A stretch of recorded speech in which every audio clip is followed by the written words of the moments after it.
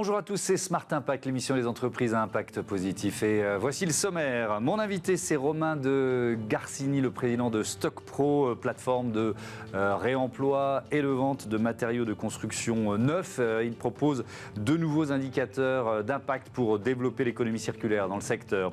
Dans le débat de notre émission, on verra comment réduire et mieux recycler la PLV, la publicité sur le lieu de vente qui produit, qui génère environ 100 000 tonnes de déchets par an en France. Et puis la start-up du jour, c'est Monoméris qui propose de revaloriser les déchets plastiques en les transformant en une nouvelle matière première. Bâtiment, publicité, recyclage, 3 secteurs, 30 minutes pour les explorer. C'est parti.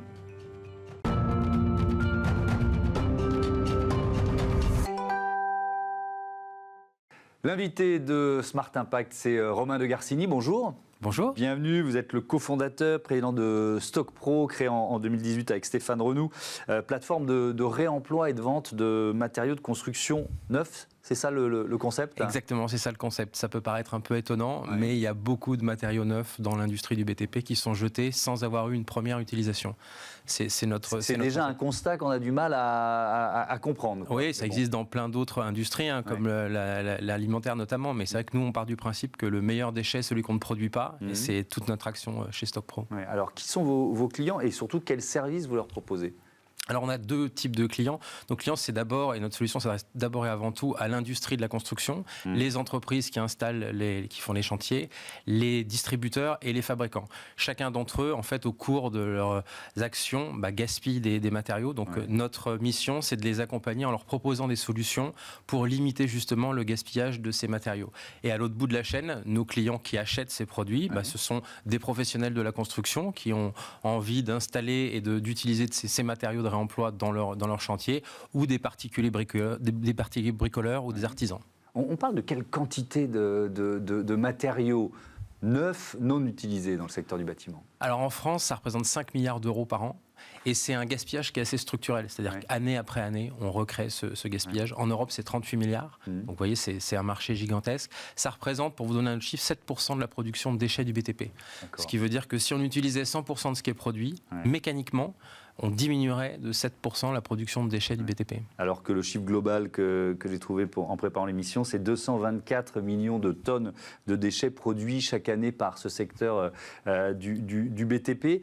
Est-ce que c'est un secteur qui évolue? Vous avez 5-6 ans de recul maintenant. Vous voyez la prise de conscience en cours, ou c'est encore un peu...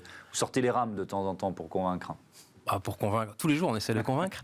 Non, je dirais bien sûr que c'est un secteur qui évolue. C'est un secteur qui ça fait partie des secteurs les plus polluants. Donc il y a une prise de conscience naturelle du secteur tout entier. Donc on est une grosse part du problème, mais aussi de la solution. Exactement, c'est l'avantage.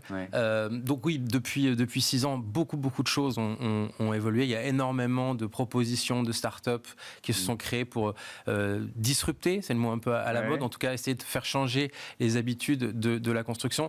La construction, c'est un monde qui est assez lent à bouger. Les habitudes sont profondément ancrées. Donc, il faut des acteurs extérieurs parce que c'est difficile de se régénérer de l'intérieur. Parce que le modèle de l'économie linéaire, produire, consommer, jeter, c'est vraiment le modèle de base de l'industrie du secteur du BTP. C'est complètement le modèle de base. Et ce qui est complexe dans l'industrie du BTP, c'est que c'est un véritable écosystème. Il y a énormément d'acteurs. Quand on fait un chantier, on ne le fait pas tout seul. On le fait avec des architectes, des assureurs, des maîtres d'ouvrage, des bureaux de contrôle, et tout ce petit monde-là doit changer en même temps pour qu'on passe d'une économie linéaire à une économie circulaire. C'est aussi ce qui explique ce changement lent de nos habitudes. Et vous proposez là un nouveau service et une nouvelle étape dans l'histoire de StockPro, sont des indicateurs d'impact de réemploi. Alors de quoi s'agit-il? Expliquez-nous en détail. Alors l'idée, c'est d'essayer d'expliquer à nos vendeurs, donc toute l'industrie de la construction, comme à nos acheteurs, de leur expliquer, de leur valoriser finalement leur action. Donc on la valorise aujourd'hui de 2 façons, avec 2 indicateurs. Deux indicateurs. Le premier, c'est le déchet évité. Ça, c'est un indicateur assez simple. On sait que chaque article a un poids. En faisant la somme de poids de tous ces articles, on obtient cet indicateur. Et le deuxième, qui est plus complexe, c'est le carbone sauvé ou économisé lié à l'acte de réemploi. Donc ça, c'est des choses qui nous ont pris pas mal de temps à mettre en place parce que, encore une fois, ces informations ne sont pas toujours structurées et disponibles. Donc il faut les trouver auprès des fabricants d'origine. Exactement, mais tout à fait. Mais tous les fabricants déjà n'ont pas cette donnée puisqu'elle coûte cher à obtenir. Donc c'est les fiches PEP, les fiches FDES qui sont hébergées soit chez Ignes, soit dans les bases EcoPasseport, mais qui représentent finalement une toute petite partie des matériaux qui sont utilisés. Donc l'objectif, c'était de pouvoir, en s'appuyant sur ces données brutes, développer un algorithme qui allait pouvoir renseigner en ACV, en analyse de cycle de vie, l'ensemble des références qui sont présentes sur notre plateforme. Et d'ailleurs, l'ensemble des références présentes sur votre plateforme, ça représente combien de produits, de matériaux différents pour prendre conscience de l'ampleur du boulot que ça a été pour pouvoir dire aujourd'hui, voilà, on vous propose un indicateur d'impact. Alors aujourd'hui, on a plus de 30 000 références uniques sur notre plateforme. C'est un peu plus de 2,8 millions de produits différents. Et on a, je dirais, une valeur de vente sur notre plateforme de plus de 60 millions d'euros. Oui, donc effectivement, il fallait préparer tout ça. Est-ce que vous le faites aussi dans la perspective du déploiement de la CSRD, des nouvelles directives européennes sur le bilan extra-financier? Parce que ça peut permettre à des entreprises d'intégrer finalement cet indicateur d'impact de réemploi à leur bilan extra-financier. Tout à fait, ça c'est une très bonne remarque et c'est d'ailleurs des choses que nous demandent de plus en plus nos clients. Alors pas nécessairement les entreprises installateurs, mais nos clients fabricants ou distributeurs ont cette obligation et du coup c'est un indicateur supplémentaire qu'ils peuvent intégrer dans leur rapport. Par exemple, un promoteur immobilier, il va pouvoir intégrer ça à son projet? Alors, le promoteur, il a maintenant l'obligation de le faire, c'est-à-dire qu'il doit expliquer quel est le bilan carbone de son chantier et en utilisant des matériaux de réemploi, il a la possibilité de diminuer justement l'impact carbone de son chantier. C'est pour ça qu'aujourd'hui, on voit qu'il y a une réconciliation entre tous ces matériaux qui sont gaspillés et je dirais un appel d'air qui existe sur les chantiers puisqu'il y a des clauses de réemploi qui obligent les entreprises de construction à utiliser ces matériaux.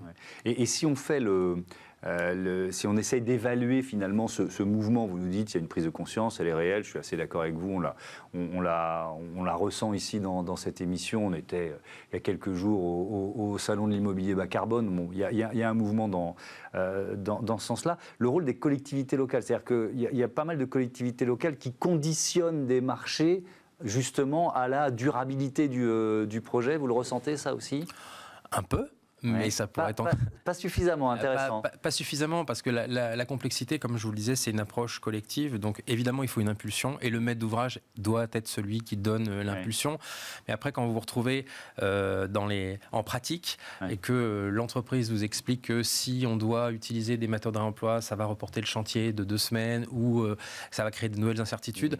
Là, le maître d'ouvrage n'a pas toujours la conviction chevillée pour dire non, c'est pas grave, on assume, on prend le risque. Allez-y. Et parfois, ça empêche finalement les habitudes et les bonnes pratiques de se mettre en place.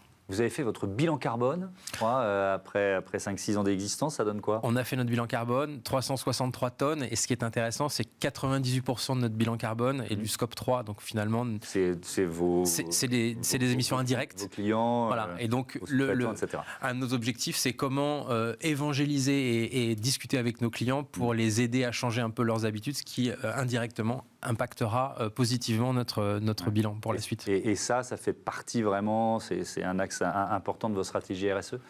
C'est un axe clé parce que notre mission, nous, quelque part, c'est de lutter contre le gaspillage. Donc, il faut que dans les différentes fonctionnalités qu'on embarque dans l'entreprise, on puisse être aussi vertueux que la mission qu'on porte vis-à-vis de nos clients et de nos partenaires. Et ça en fait complètement partie. C'est pour ça que, par exemple, dans notre entreprise, on a fait le choix du 100% télétravail, de l'écomobilité, d'un certain nombre d'actions qui permettent d'être alignés avec les convictions qu'on porte devant nos clients. Merci beaucoup, Romain de Garcini. À bientôt sur Be-Smart for Change. C'est l'heure du débat de ce Smart Impact. Comment réduire et recycler la PLV, la publicité sur le lieu de vente.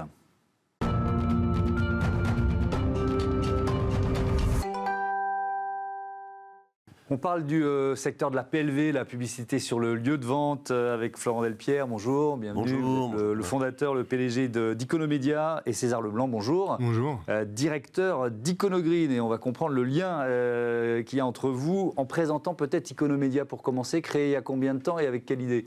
Alors bonjour, oui, alors créé en 1997, Oui. Iconomédia, on est une agence de publicité sur lieu de vente, et puis on accompagne nos clients pour mettre en avant leur marque dans les points de vente, dans la grande distribution essentiellement. Et aujourd'hui, ça se traduit par très souvent de la publicité sur lieu de vente, des mobiliers, qui soient en carton ou multimatériaux, pour ensuite les installer dans ces points de vente. Et vous avez décidé de créer Iconogreen il y a combien de temps ? Alors il y a quelques années, 2019, Oui. et c'est justement suite à un constat, en se disant un matin, tiens, comment je peux agir concrètement pour le climat. Et j'avais un garçon, Gaspard, qui faisait une école de commerce, mais spécialisée sur l'environnement et l'humanitaire. Et je lui demandais de me faire la cartographie en France de la gestion des déchets, puisqu'on avait ce droit à la destruction. On livre des mobiliers de PLV, on ne sait pas où ça part après. Ouais. Et donc il m'a fait cette cartographie du déchet en France. Et puis ensuite, ça a été l'occasion de rencontrer César, pendant cette période, qui travaillait chez un des partenaires qui est important chez nous aujourd'hui. Et alors, donc, c'est quoi le principe et l'ambition d'Iconogreen aujourd'hui ? Alors, le principe d'Iconogreen aujourd'hui, c'est de proposer un dispositif de collecte, de tri et de traitement de tout ce qui est support de communication au sens large, dont fait partie la publicité sur lieu de vente, la fameuse PLV. Et donc notre approche, nous, c'est de permettre aux marques d'avoir une solution pour être collectées en point de vente ou sur entrepôt logistique. On ramène ça sur des sites de tri, souvent des entreprises de l'économie sociale et solidaire, type entreprise adaptée ou entreprise d'insertion, histoire de créer de l'emploi solidaire, et ensuite de pouvoir permettre à toutes ces PLV de trouver la meilleure fin de vie possible, soit d'être réemployées, soit de réutiliser des composants, soit de recycler ce qui ne peut pas être réemployé ou réutilisé, avec une transparence totale et avec des acteurs français. Alors on rentrera dans le détail parce qu'effectivement c'est assez intéressant de voir presque matériau par matériau ce qu'on peut en faire. Je voudrais qu'on parle du constat déjà et qu'on dresse un peu le décor de ce marché. La PLV, publicité sur le lieu de vente, ça représente quoi en France, tiens, pour commencer comme marché ? Mais c'est un marché extraordinaire, puisque toutes les marques aujourd'hui communiquent sur les points de vente. Donc c'est un volume incroyable de mobilier. On n'a pas forcément de chiffres. Le seul chiffre que l'on a, grosso modo, c'est plus de 100 000 tonnes de PLV qui sont jetées aujourd'hui. 100 000 tonnes de déchets jetés chaque année. Voilà, sans aucune traçabilité. Oui, c'est ça. Et dont 30% sont produites en surplus. Non utilisés, et on sait que 80% des PLV multimatériaux, donc plastique, alliés à du bois ou des choses comme ça, sont soit incinérés, soit enfouis. Et donc c'est sur ce constat-là qu'on s'est dit, vraiment, il y a quelque chose à faire, il faut proposer une solution. Mais ce chiffre-là, 100 000 tonnes de déchets chaque année, c'est un chiffre constant, c'est un chiffre en augmentation ? C'est un chiffre qui date de 5 ans, je pense qu'il est vraiment en augmentation, puisque rien ne change depuis les 50 dernières années sur ce marché-là.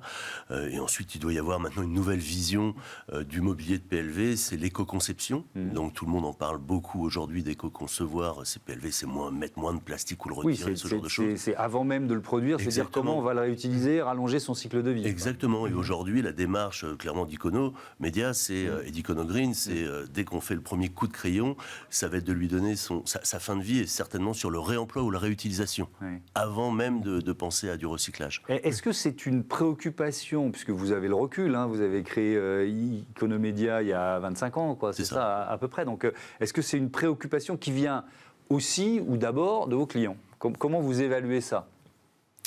Alors, si tu veux. Je trouve que les marques ont envie d'y aller, mais parfois ne savent pas par quel bout prendre le sujet et ne connaissent pas finalement toutes les possibilités qu'ils s'offrent à eux pour pouvoir éco-concevoir, parce qu'en fait finalement, assurer la fin de vie s'il n'y a pas eu d'éco-conception, c'est presque du palliatif. Donc l'idée avec Iconomédia et Iconogreen en complément, c'est de réfléchir à l'usage et donc aux bons matériaux pour être réemployé derrière avec une chaîne de valeur locale et solidaire. Qui sont vos clients chez Iconomédia ? Les grandes marques, des produits de grande consommation, des marques comme Coca-Cola, comme Ferrero, Unilever, L'Oréal, et puis d'autres, d'autres marques vraiment qui vendent dans les hypermarchés, les supermarchés. Nous, on va être essentiellement dans la grande distrib. Voilà. Et on s'ouvre d'ailleurs au monde de l'événementiel, puisqu'on vient de réaliser une très très belle opération, notamment liée aux Jeux Olympiques de Paris 2024. Oui. On a collecté quasiment 100 tonnes aujourd'hui de support de communication, de la signalétique. Et donc on a eu la chance d'emmener les équipes de Paris 2024 sur les filières de recyclage pour attester et voir leur matière se transformer. Ces grands groupes dont vous nous parlez, Florent Delpierre, ils sont déjà soumis à la nouvelle réglementation européenne, la CSRD. On en parle quasiment tous les jours dans cette émission. L'obligation de publier son bilan extra-financier. Finalement, ce que vous leur proposez avec Iconogreen, ça rentre complètement dans cette stratégie ? Complètement, ça rentre exactement dans cette stratégie, puisque à la fin d'une opération, Iconogreen, on a été certifié par un processus d'un bilan de quantification de gaz à effet de serre, qui nous permet de donner un chiffre certifié, de dire l'opération a évité tant de CO2 dans l'atmosphère, donc ce sont des chiffres qu'ils peuvent récupérer et venir en déduction de leur bilan carbone. Et ça va complètement dans la lignée du scope 3, c'est où est-ce qu'on achète, qu'est-ce qui se passe, d'où viennent les matières premières et est-ce qu'elles sont bien finalement recyclées au bon endroit. Mais on se bagarre, parce qu'effectivement, tout le monde avance avec les lois. Et, il faut l'aiguillon réglementaire quand même, ça accélère, on va dire. Ça accélère, ça c'est certain que si on n'avait pas la loi de rouler à 130 km/h, on roulerait certainement plus vite. Donc automatiquement, c'est bien, il y a des législateurs qui font les lois. Si je remonte 25 ans en arrière, quand vous créez Iconomédia, c'est pas du tout une préoccupation. C'est-à-dire que le secteur de la PLV, on peut se parler librement, quoi. Il est clairement dans l'économie linéaire, quoi. On produit, on consomme, on jette, quoi. Oui, c'est ça, complètement. Et puis il y a pas de, je crois qu'on n'est pas encore atteint par ce processus du climat où aujourd'hui ça se voit, on le sent. Enfin, il n'y a plus de débat sur le sujet. Je crois qu'il y a 25 ans, on était encore loin de tout ça. On était sur une consommation forte, c'était aussi un peu l'abondance. Et aujourd'hui, le mode de consommation aussi doit changer et l'approche globale doit changer. Alors sur la valorisation des déchets, je veux bien qu'on rentre un peu dans le détail. Vous récupérez quel type de matériaux ? Alors on récupère du carton, certes, mais aussi beaucoup de plastique, et notamment des plastiques spécifiques. On sait que la PLV est indispensable pour les marques, pour commercialiser leurs produits, les mettre en avant. Et du coup, elles ont recours à du métal, du plastique, du bois. Et notre métier, c'est surtout de réussir à proposer une solution pertinente pour recycler notamment des plastiques spécifiques, du PMMA, du PETG, du SMMA, des plastiques que les filières classiques que l'on connaît n'ont pas forcément l'habitude d'avoir ou parce qu'elles sont en petite quantité. Et donc notre rôle, c'est de trouver des acteurs qui peuvent être intéressés par ces matières-là et de les recycler. Et est-ce que, avant j'imagine un présentoir, je ne sais pas quel terme vous employez, mais qu'on va décortiquer dans les différents... Est-ce qu'on peut les réutiliser ? Je dis n'importe quoi, mais pour certains les repeindre ou mettre un logo différent. Enfin, est-ce qu'il y a aussi cette dimension-là ? Exactement, tout à fait. En fait, la démarche d'Iconogreen, c'est de proposer des solutions de réemploi et de réutilisation avant même celle du recyclage. Et donc, en effet, grâce à notre maillage, au réseau d'acteurs avec lesquels on travaille, on vient proposer des solutions de réemploi, on vient dépersonnaliser le présentoir, enlever la marque, la couper, faire en sorte que ces mobiliers, qui parfois sont produits avec des matériaux durables, puissent resservir dans des boutiques associatives ou des choses comme ça. L'idée, c'est vraiment de quitter ce schéma linéaire que vous avez évoqué tout à l'heure et de passer sur un schéma circulaire. Comment on fait en sorte que la matière puisse être réemployée, réutilisée, avoir une seconde vie. Ça veut dire que quand vous répondez à un appel d'offres, ce service que propose Iconogreen, il est intégré. Enfin, maintenant, il n'y a pas un appel d'offres où vous ne proposez pas cette dimension-là ? Ah oui, bien sûr, c'est un vrai levier. Aujourd'hui, c'est un vrai levier, un engagement. C'est-à-dire qu'on propose automatiquement cette solution. Elle est prise ou pas, tout dépend aussi, puisque ça coûte.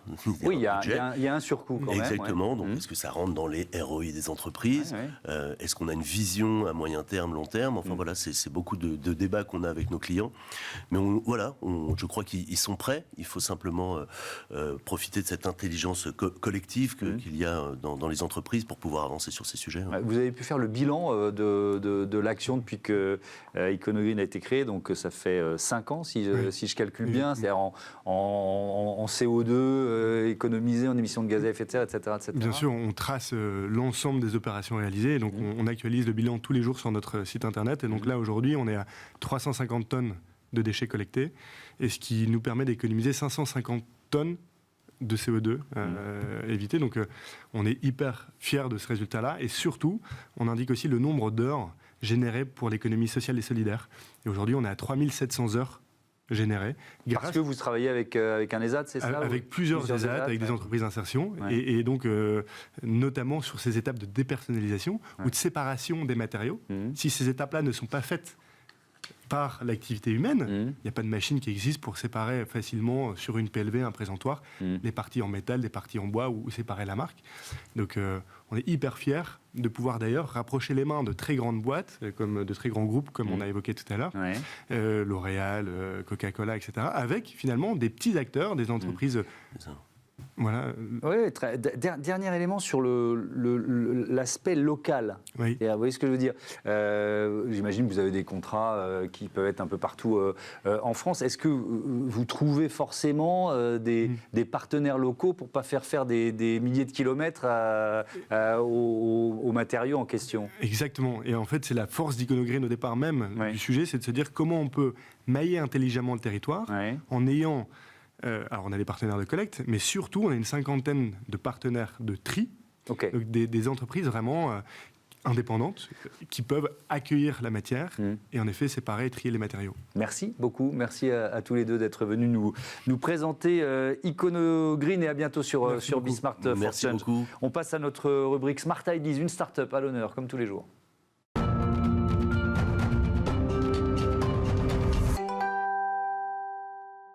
Smart Ideas avec Alexia Alvarez, bonjour. Bonjour. Bienvenue, vous êtes la directrice marketing de Monomery. C'est une entreprise qui a été créée en 2019 par Maxime Lepinet sous un autre nom, Crimirotech. On va revenir à l'origine, c'est quoi l'idée de départ? Alors l'idée, on a voulu apporter une solution au refus des tri. Il faut savoir qu'aujourd'hui, il y a des déchets qui ne peuvent pas être recyclés. Un refus des tri, ça va être un déchet, un paquet de chips. C'est-à-dire c'est un produit qui ne peut pas être recyclé parce qu'il y a des composants qui font qu'il va aller soit à l'enfouissement, soit à l'incinération. Nous, on apporte une solution innovante qui a été brevetée.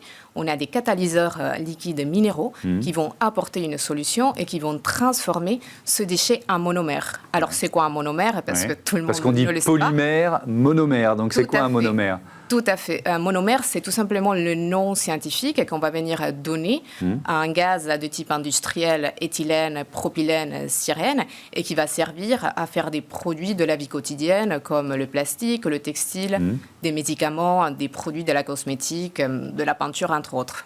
Ça veut dire que, alors on reviendra à la matière première, c'est-à-dire les déchets, quel type de déchets, etc. Vous nous réexpliquerez, mais ce que vous proposez ensuite en bout de ligne à vos clients, c'est quoi? C'est solide, pardon, mes questions elles sont vraiment basiques. C'est solide, c'est liquide, c'est du gaz? Qu'est-ce que vous proposez? Alors comme on a un produit qui est sous forme de gaz, qui va être utilisé par les polyméristes. D'un côté, on a nos clients qui sont à l'amont, c'est-à-dire les sites d'enfouissement, les centres d'incinération ou même des industriels qui ont des rejets et qui veulent valoriser cette matière en monomère. Ensuite, on a nos clients qui sont les industriels de la chimie et qui vont utiliser cette matière pour produire d'autres produits. Oui, c'est ça. Et donc, on est dans un cycle vertueux d'économie circulaire. Tout à fait, parce qu'aujourd'hui, on a une machine qui est vertueuse pour l'environnement, c'est-à-dire qu'elle ne consomme pas d'eau, ne nécessite pas de consommables, est complètement électrifiée et émet très peu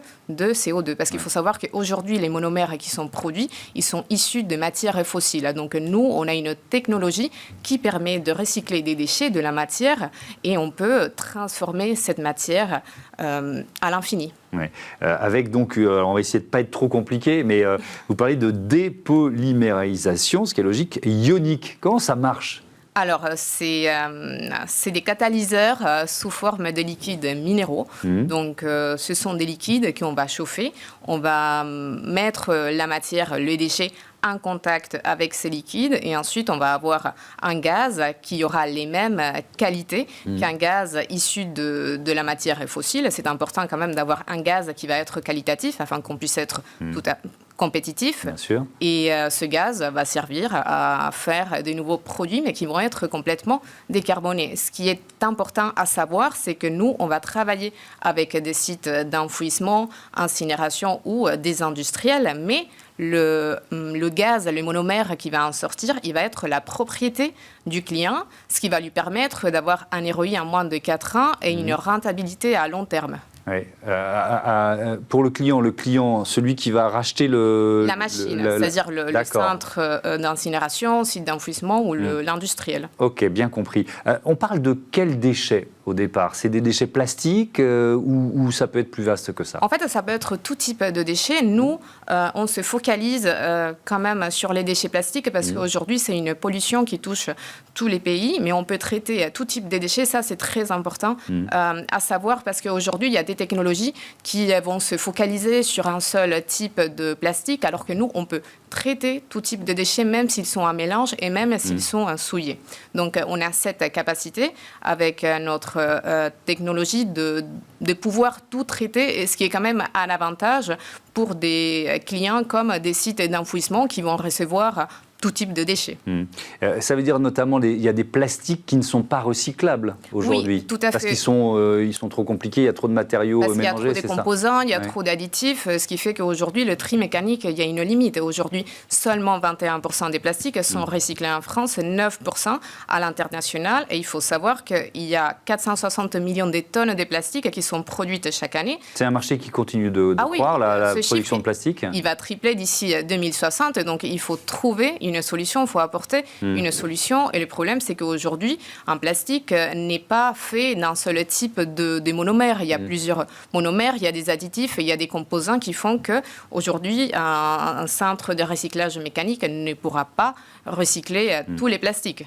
Vous venez de changer de nom, Crimirotech, c'est vrai que c'était un peu compliqué à prononcer. Monoméris, c'est plus simple. C'est aussi un moyen de se développer à l'international? Tout à fait. Nous, on tient à se développer à l'international parce que notre ambition, c'est de pouvoir contribuer à la décarbonation de l'industrie, de proposer un éthylène circulaire. Aujourd'hui, l'éthylène, c'est le monomère le plus utilisé dans le monde, et de pouvoir équiper la plupart des centres d'incinération ou enfouissement avec une machine Melta. C'est le nom de notre machine qui peut recycler jusqu'à 10 000 tonnes à l'année de refus des tri ou tout type de plastique, comme je l'ai mentionné, afin de justement pouvoir diminuer l'impact de la production de plastique et éviter l'importation de matières fossiles afin de faire des monomères sur le territoire. Merci beaucoup, Alexia Alvarez. C'est une petite question perso. Vous parlez combien de langues? Alors, je parle 4. Ça va aider Monoméris à se développer à l'international. Oui, tout à fait. Bon, ben voilà. C'était juste une petite question de curiosité. Merci beaucoup. Bon vent à Monoméris. Voilà, je voudrais remercier les équipes de programmation et de production, Alexis Mathieu, Marie Billa, sous la houlette de Nicolas Juchat, et puis Romain Luc, le réalisateur, et Saïd Mamou, l'ingénieur du son. Belle fin de journée et à très vite sur Be Smart for Change.